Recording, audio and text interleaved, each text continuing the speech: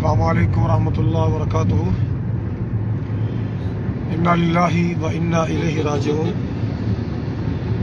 آج ابھی ہم سفر میں تھے، جہلم میں رات کا بیان ہے، وہاں جا رہے تھے تو ابھی اچانک فیس بک پر خبر سنی، جس خبر نے ہلا کے رکھ دیا کہ ہمارے شیخ محترم، میرے محسن و مربی، جن کا میری تربیت میں بہت زیادہ ہاتھ ہے، مولانا عتیق اللہ سلفی رحمۃ اللہ علیہ، آج اللہ کے حضور پیش ہو۔ اللہ میرے شیخ کے درجات کو بلند فرمائے، اللہ ان کی قبر، بننے والی قبر کو اللہ بقائے نور بنائے، اور اللہ تعالیٰ ان کے درجات کو بلند کرے۔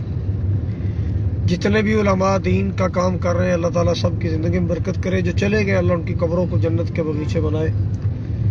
مولانا عتیق اللہ صاحب سلفی رحمۃ اللہ تعالیٰ علیہ ایک اللہ کے ولی تھے، جن کے بارے میں حافظ محمد یحییٰ عزیز میر محمدی رحمۃ اللہ علیہ نے وصیت فرمائی تھی کہ میرا جنازہ مولانا عتیق اللہ صاحب پڑھائے۔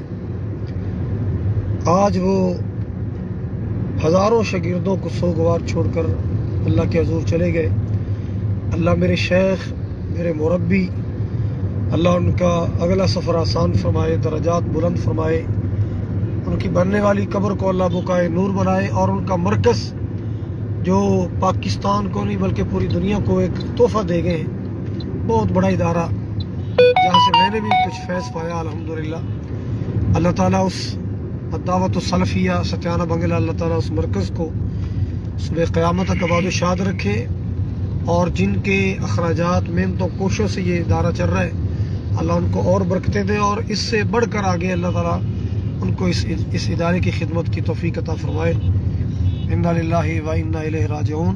اللہم ارفع درجاتہ، اللہم ارفع درجاتہ، اللہم ارفع درجاتہ فی المہدیین۔ السلام علیکم ورحمۃ اللہ وبرکاتہ۔